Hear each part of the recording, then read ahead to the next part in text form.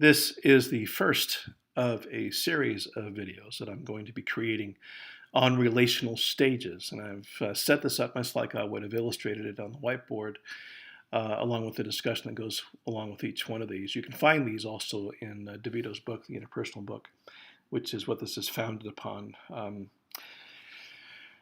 You'll need to start off with a blank page. You probably want to go horizontal on that page and create a diagram that looks something like this. There will be 6 circles, okay? 4 vertical circles, and at the end there'll be 2 more circles that are horizontal circles, 2 more circles that go vertical. And I already know what you're thinking. This is not the plan of salvation, okay? Just so we have that clear. So circle number 1 then within this charting these stages is what we call the contact stage. And this is where we first meet. And we do this basically on 2 different levels. The first one being the perceptual level. And already we are in trouble because we know that the perceptual process has its flaws. We go through that process, we go through sensation and seeing what's going on. This is the point where we pull out that list out of our hip pocket. That list of gotta have it, wouldn't it be nice, and not on your life. And we compare that list to what it is that we're seeing perceptually, sensation, drawing in that data, how we organize that data according to our own frame of reference, our own schema, that list that we have, and then we go through and interpret that data. We add some meaning to that. And here's where we get into trouble because of attribution theory, because of primacy recency. All these influence then might make us see this person for somebody that they're not. We've romanced them into somebody that we really, really want them to be. Or we're so cynical that we've ignored perhaps certain traits about them that would have endeared us to them. So it goes both ways here as far as that perceptual process is concerned. Once we check off enough boxes, though, on that list, and we end up with an evaluation that this might be a good thing, we move into step number 2 here of the contact stage, which is interaction. Here's where we start to talk. Now, it's just really surface talk. We really haven't gotten into anything beyond just the contact stage. We're not dating yet necessarily. There's just some kind of casual conversation going on. We can go through and repeat this process. We might end up in a new situation where they see this person and we observe them. We step back long enough to go through and see how they interact with their family or with other classmates or with their boss or whatever the case might be. We take some time, and really in the contact stage, we really need to take a lot of time here. So we might go through and like what we're seeing. Maybe we don't like what we're seeing. And at that point, it's pretty easy to go through and bail. We can go out that trap door and not have to worry about texting or calling or anything. We really don't even need a formal breakup at this point because we really haven't formalized the relationship to begin with. If we do decide, though, to get into some level of formality, like dating, we move on to the next stage. Now, one thing here I want you to pay attention to, and that's the arrow that comes up between these 2 circles. The arrow goes both ways. And the arrow that goes around the circle as well goes through and hopefully connotates to you, there's a loop to this. So we can repeat this process a number of times, and we can bounce back and forth from one stage to the next, and then go back. And we'll talk about that a little bit later on as I get more into the stages here as we go. The second stage then is the involvement stage. And here is where we start to date. We're a little bit more formal now, and the reasons why we're getting together. And the number 1 reason why we're getting together is to test things out. And the number 1 test question, especially in our context in Southern Utah at Dixie State University, is what's your religion? That's very important. Are you LDS or are you of my faith? And once we get that test established, we can go through and on to other tests as well. But here's the problem with the religion test is often we'll go through and ask the question, and we can become completely satisfied when they say, yeah, I'm of the same religion as you are. And then at that point, the testing stops. But here's where we assume that maybe that person, because they ascribe to the same religion as we do, that they also hold the same values, that they have the same standards, that they have the same belief system. And that's not correct. Just because somebody might be the same religion doesn't mean that they believe exactly the way you do, or they value things the same way that you do, or they have the same standards. In fact, research will bear this out, that most couples who are of the same religion who get together and who make assumptions about each other later on within their marriage come up with some severe surprises, some disappointments. Wait a minute, I thought you believed all this, and only to find out perhaps that they don't. So once the first test question is answered, maybe we need to get into many more, or just watch character, or see how this person behaves in certain situations before we move on through to the next bubble on this, or before we even start to intensify. Because just answering yes, I am, fill in the blank, doesn't mean you got it made, man. It means that okay, let's talk some more. And this, this is great, because we're now connecting on a higher level other than just what we look like. We're starting to connect on things that of a spiritual nature. We might test out their sense of humor. We might test out their intellect. Now we're connecting perhaps on an intelligence level. We might go through and test out what kind of foods they like, or what's their language background, what's their ethnicity. Now we're connecting on a cultural level. We test on all kinds of levels that way, with music, with the kinds of foods that we eat, even the kind of car. Are you a Chevy person? Are you a Ford person? Do you even know what that means? All this comes to play. And some stuff means a lot to us, and other stuff is just peripheral. Doesn't mean anything. It might be fun to go through and have something in common, like the new Pokemon craze on Facebook, or maybe we find out that that just doesn't jive with us. And is that a deal breaker? That's entirely up to you, and maybe up to that list you got in your hip pocket. Along with testing, and as testing proceeds and we start to maybe check off boxes there, the relationship then starts to intensify. And we get into some intensification behaviors as well.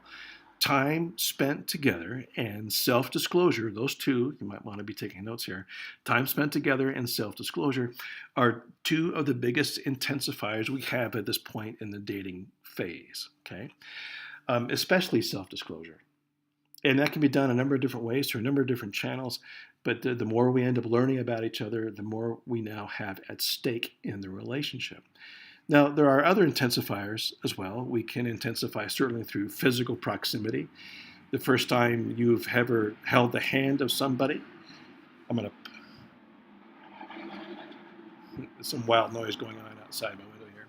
The first time you've ever held the hand of somebody or gotten close to them, arm in arm on a cool afternoon's walk, that kind of thing, that physical contact certainly is going to be a huge intensifier as we go along. Other intensifiers include meeting the parents, meeting each other's friends. They include having some quiet time away from each other. I would encourage people who are dating, who've been dating for a long time, to spend a set amount of time away from each other and see what you do with that time and how you feel at the end of that time. I used to give my students the 10-day test of the relationship right before they get engaged. If you spend 10 days apart from each other, no contact, no email, no messages, no notes on the car, nothing, 10 days, try to spend that apart. And after the second day, you feel like kind of a methadone addict. You're kind of getting your feet underneath you, and suddenly you have all this amazing time on your hands that you didn't have before because of all the time you were spending together. So you might end up going to the movie by yourself, or eating a meal out by yourself. You might end up reading that book, or maybe even doing your homework that you've been putting off because you've been caught up in this crazy romance of what's going on. But by the time you get together, you'll be ready to do one of two things. Okay, you'll say, wow, 10 days went by really fast. How about another 10 days? Or two, I've really missed you a lot. And let's spend the rest of this time together. Other intensifiers might be going through an illness together. And I mean, like a really bad fluid illness. Every couple needs to do this, like the flu, throwing up, runny noses, stuff coming out the other end. Deal with each other that way and see what each other are like at your absolute worst. And another intensifier is traveling together, especially outside of your own cultural context. Go to a place where they speak a different language, where they eat different food, where they use different currency, where there's on a different time frame.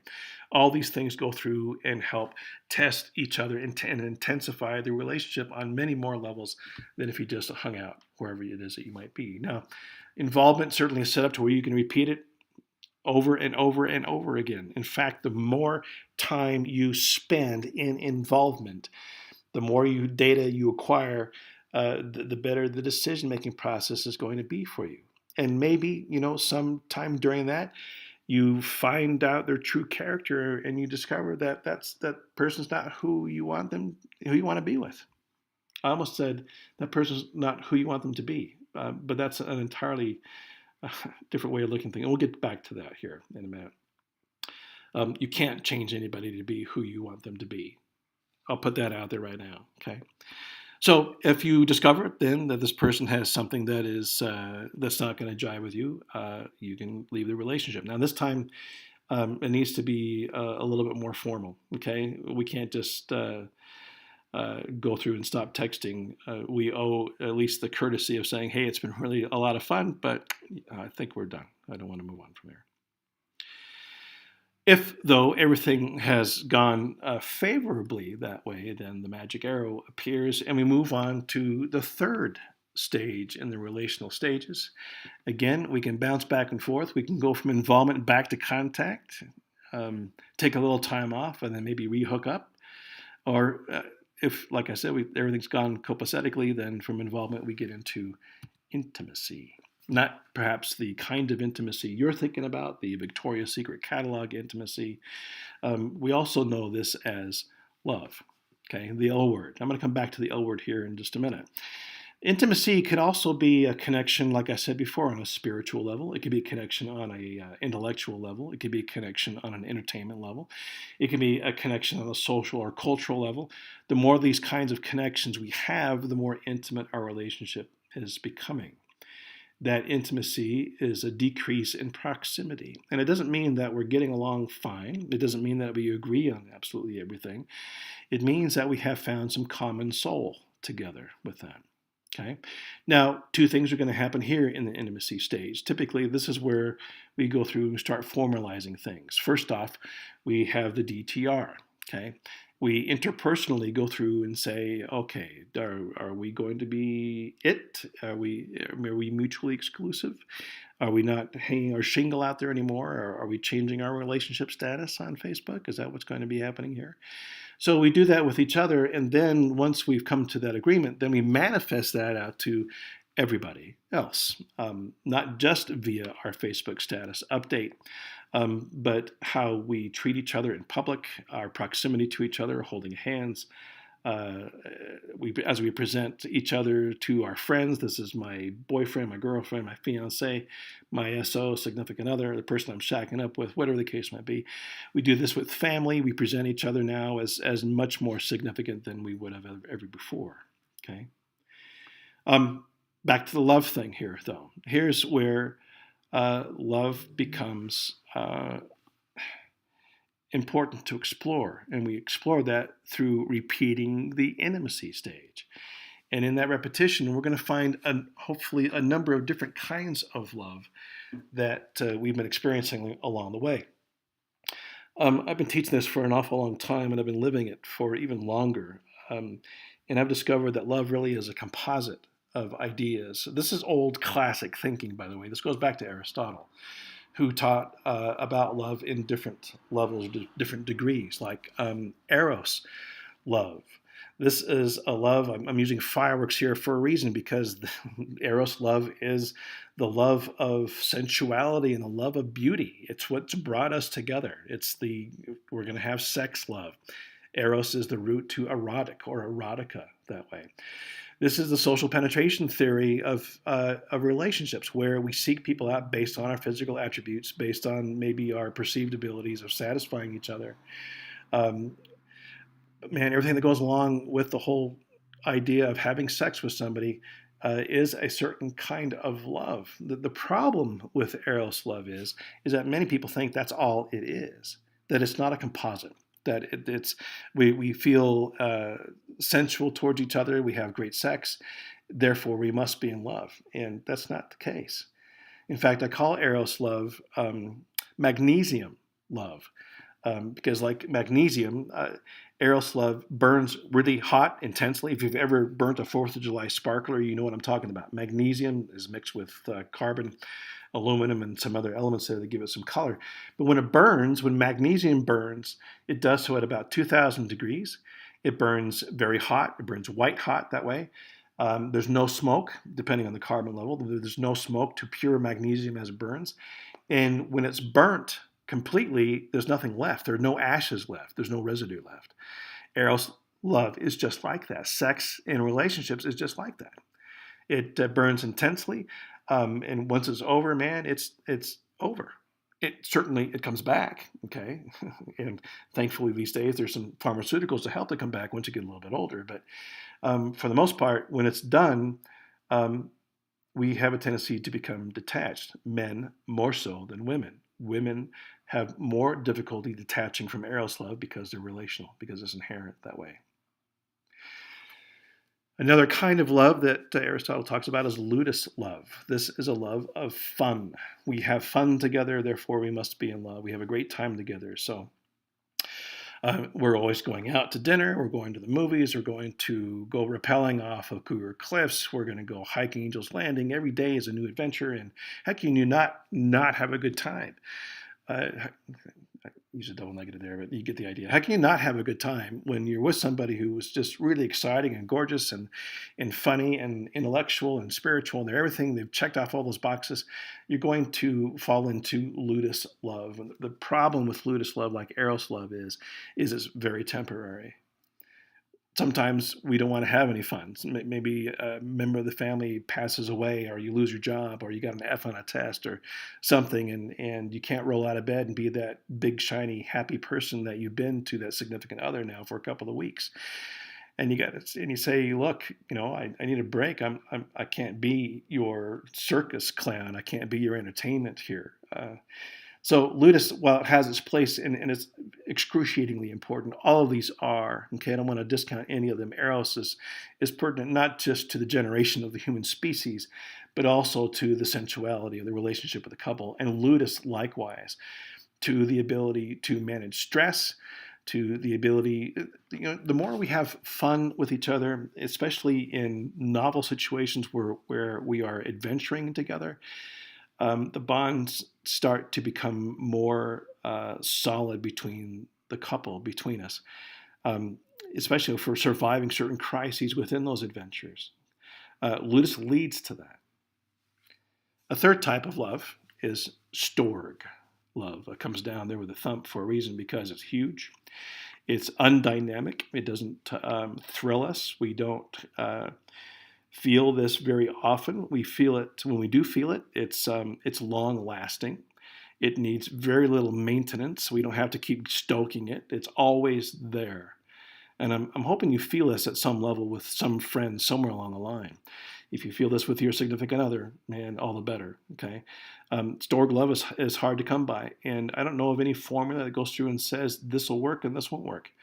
I have friends that I've had for a lifetime that I don't need to go through and maintain anything.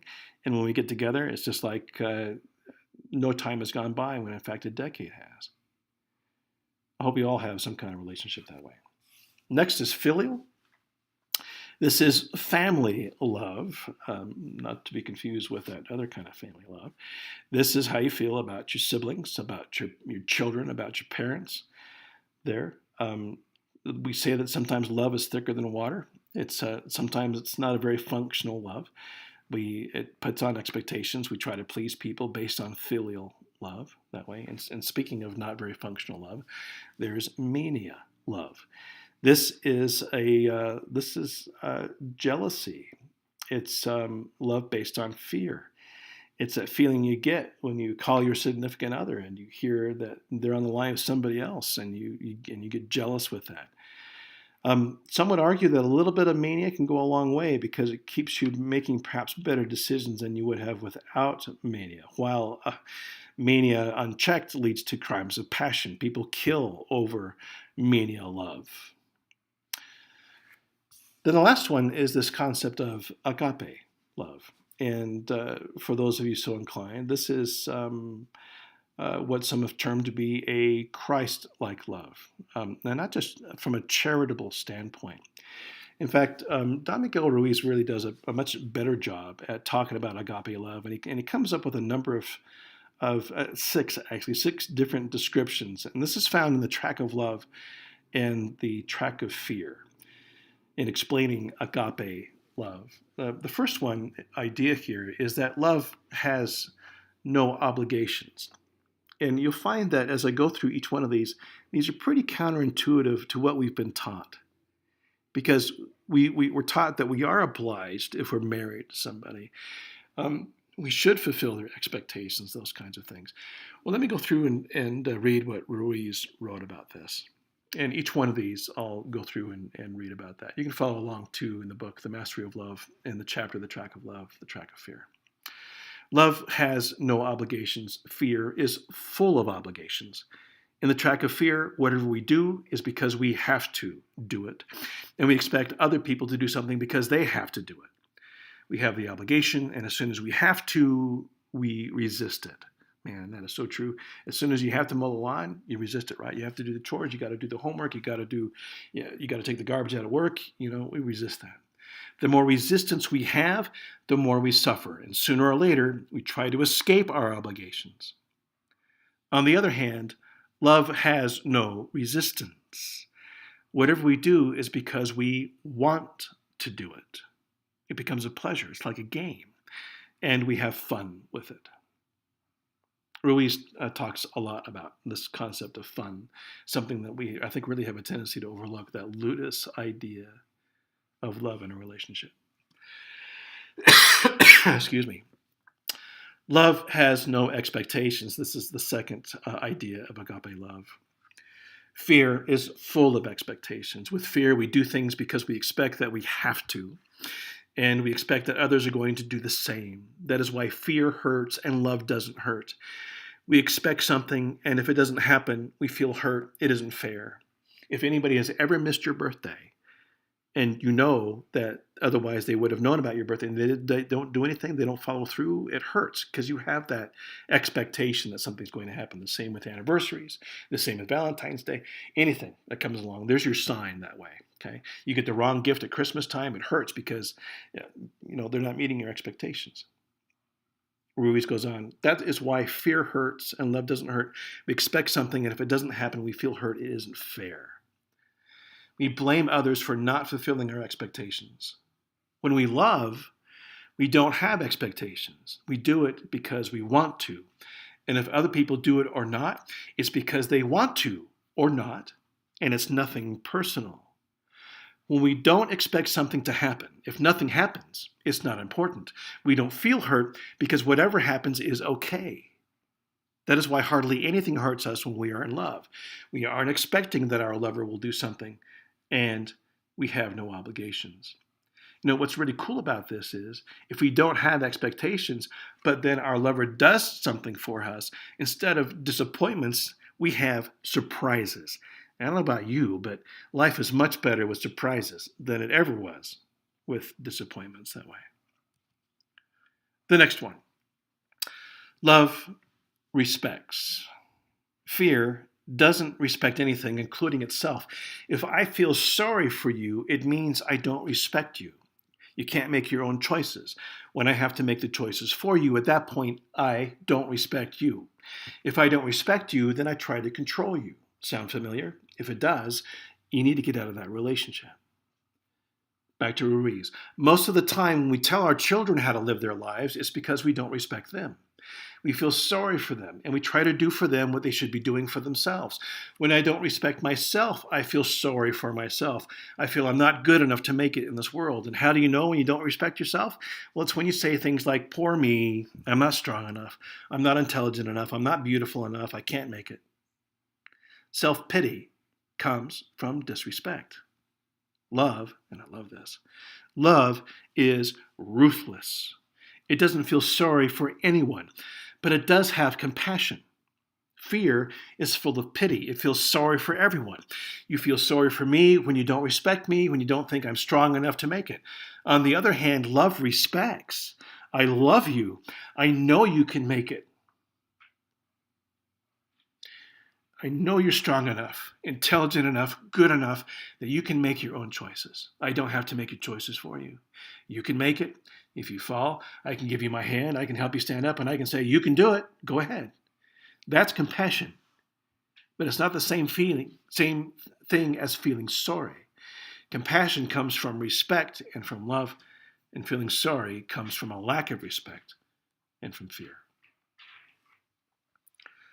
Love is completely responsible, and that modifier is there for a reason, okay? Completely. Love is completely responsible. Fear avoids responsibility, but this doesn't mean that it is not responsible. Trying to avoid responsibility is one of the biggest mistakes we make because every action has a consequence. Everything we think, everything we do has a consequence. If we make a choice, we have an outcome or a reaction. If we don't make a choice, we have an outcome or a reaction. We're going to experience the consequence of our actions in one way or another. And yet, we try to shirk that. Well, you made me feel that way, or man, I had a bad headache that day, or somebody really made me angry at work. We stop taking responsibility. Love is always kind. Fear is always unkind. With fear, we are full of obligations, full of expectations, with no respect, avoiding responsibility and feeling sorry. How can we feel good when we are suffering from so much fear? We feel victimized by everything. We feel angry or sad or jealous or betrayed. Anger is nothing but fear with a mask. Sadness is fear with a mask. Jealousy is fear with a mask. With all those emotions that come from fear and create suffering, we can only pretend to be kind. We're not kind because we don't feel good. We're not happy. If you're in the track of love, you have no obligations, no expectations. You don't feel sorry for yourself or your partner. Everything is going well for you, and that is why that smile is always on your face. You are feeling good about yourself, and because you are happy. You are kind. Love is always kind, and that kindness makes you generous and opens all the doors. Love is generous. Fear is selfish. It's only about me. Selfishness closes all the doors. And finally, love is unconditional. Fear is full of conditions. In the track of fear, I love you if you let me control you, if you are good to me, if you fit the image I make for you. I create an image of the way you should be, and because you are not and never will be the image, I judge you because of that and find you guilty. Many times I even feel ashamed of you because you're not what I want you to be. If you don't fit that image I create, you embarrass me, you annoy me, I have no patience at all with you. I'm just pretending kindness. In the track of love, there is no if. There are no conditions. I love you for no reason, with no justification. I love you the way you are, and you are free to be the way you are. If I don't like the way you are, then I better be with someone who is the way I like them to be. We don't have the right to change anyone else, and no one else has the right to change us. If we're going to change, it's because we want to change, because we don't want to suffer any longer. Well, that's some pretty heavy stuff, especially that unconditional part. Because often we think we can go through and maybe put off the expectations of somebody, or we want to justify them because we feel that we can change them into a better person, and then that way we can justify everything else that we love about them, and suddenly we're able to spend the rest of our lives together. And that's just not going to work. You change somebody to be the way you want them to be, eventually you're going to be disappointed. You find somebody who is the way they want to be, and that meshes with the way you want to be, then you're a bit ahead of the game there. We'll talk about this a lot more as we get into the second segment of the relational stages.